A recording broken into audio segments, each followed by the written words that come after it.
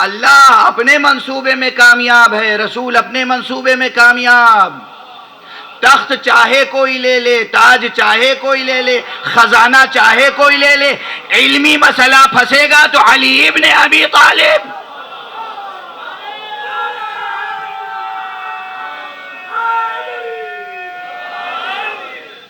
کہیں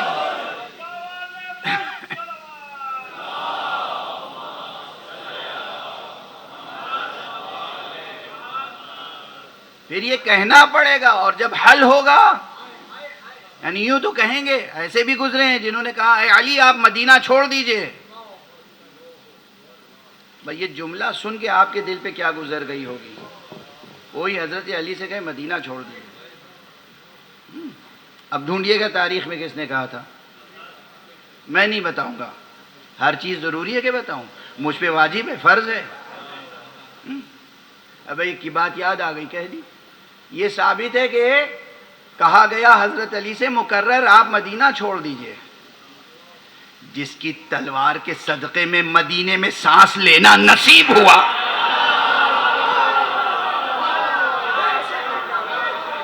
ناشکرے ان سے کہتے تھے آپ مدینہ چھوڑ دیجئے.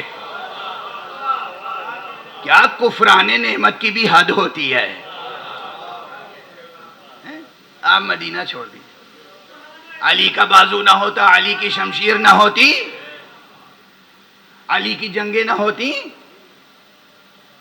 ارے تو بستی میں نظر نہ آتے، پہاڑوں ہی پہ نظر آتے. خدا کی قسم کیا تاریخ ہے مسلمانوں کی، اور کیا مظلومیت ہے امیر المومنین کی.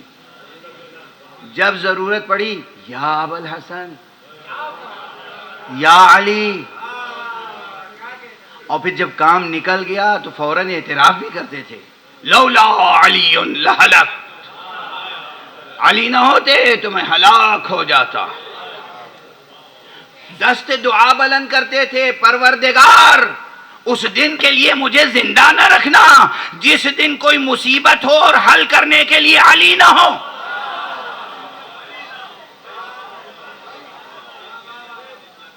دعا موجود. اور اس کے بعد پھر ایسے بھی لوگ پیدا ہو جاتے تھے کہ جو کہتے تھے علی آپ مدینہ چھوڑ دیجئے. تاریخ ہے، تاریخ. کیا شکر گزاروں کی تاریخ ہے، کیا عرفان جمیل سمجھنے والوں کی اور اس کا حق ادا کرنے والوں کی تاریخ ہے، کیا شکر منعم ادا کرنے والوں کی تاریخ ہے. کہتے تھے چھوڑ دیجئے مدینہ، اور پھر جب ضرورت پڑتی تھی تو کس کا منصوبہ مکمل ہوا؟ اللہ کا اور رسول کا یا دوسروں کا؟ اللہ کا منصوبہ، اللہ کا منصوبہ. علی سے نہ کل بے نیاز ہو سکتی تھی امت، نہ آج بے نیاز ہو سکتی ہے امت، نہ قیامت تک بے نیاز ہو سکے گی امت. روز محشر حدیث ہے، صحیح بخاری کی حدیث ہے. ارشاد فرمایا ہے امیر المؤمنین علیہ السلام نے سورہ جاسیہ کی ایک آیت کی تفسیر میں کہا روز قیامت پہلا شخص جو اپنا حق طلب کرنے کے لیے کھڑا ہوگا اللہ کے حضور میں وہ میں ہوں گا.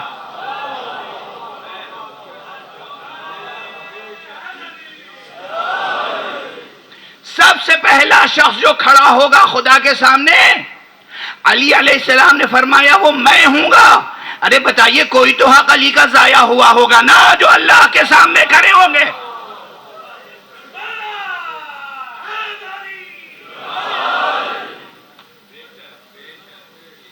کوئی اور کسی اور کتاب سے میں نے روایت نہیں پڑھی ہے.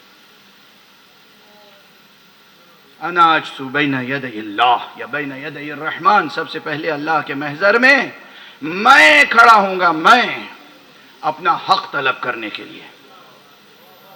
اب بتائیے کون سا حق ہے علی کا جو ضائع ہوا ہے؟ سب پوری امت شامل ہے حق ضائع کرنے میں، پوری امت. ہم کون سا حق ادا کر رہے ہیں؟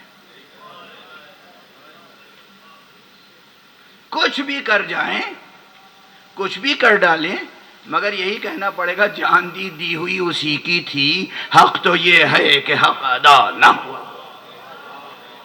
ہم کون سا حق ادا کر رہے ہیں؟ مولا امیر المومنین کے کو سمجھنا، ان کے پیغام کو سمجھنا، ان کی تعلیمات کو سمجھنا، ان کے نظام کو سمجھنا، اس پہ عمل کرنا، اس نظام کو نافذ کرنا، اس نظام کو نافذ کرنا۔ جہاں نظام علوی نافذ کیا جاتا ہے وہاں تو آپ احتجاج کرنے لگتے ہیں، اس کے اوپر اعتراض کرنے لگتے ہیں، تو ہم کون سا حق ادا کر رہے ہیں؟ بہرحال یہاں تک بات پہنچی کہ متشابہات قرآن اس لیے بھی ضروری ہے تاکہ امت رسول سے وابستہ رہے، امت شہر علم سے وابستہ رہے، امت باب شہر علم سے وابستہ رہے، اور ان سے جب آپ رجوع کریں گے تو کچھ اور کلیدیں مل جائیں گی۔ وقت بالکل گزر گیا، میں کیا عرض کروں، اور کچھ مطالب ایسے ہیں جن کی طرف اشارہ کر دوں تیزی سے۔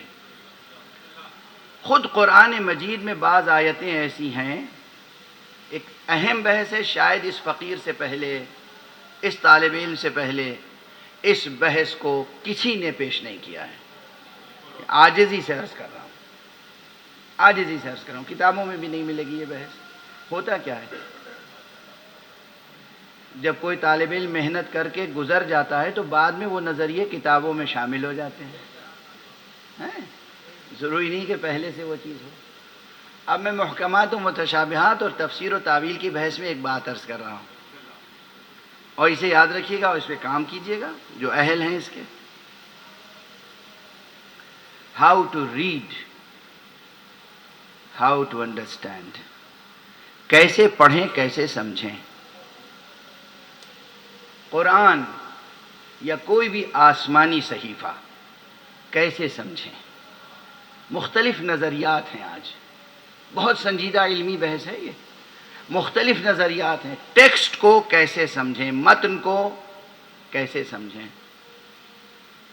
ہرمینیوٹکس کا بھی علم ہے، مغرب نے پیش کیا اور اسے بہت شاندار طریقے سے پیش کیا جا رہا ہے، مسئلہ وہاں بھی وہی ہے، وہ وہی باتیں کہہ رہے ہیں جو ہمارے ائمہ اطہار نے مختلف انداز سے اس سے زیادہ صحت مند طور پر فرما دی ہیں،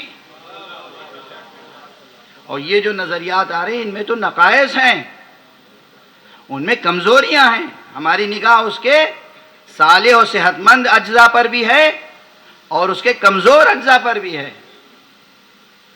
ہم پورے علم کو رد نہیں کر رہے ہیں، لیکن وہ جو اپنے سخن فروشی اور دانش فروشی کر رہے ہیں، سیلس مین شپ ہے نا، ہماری یہ چیز بہت اچھی ہے، آپ کی ہر چیز بری ہے۔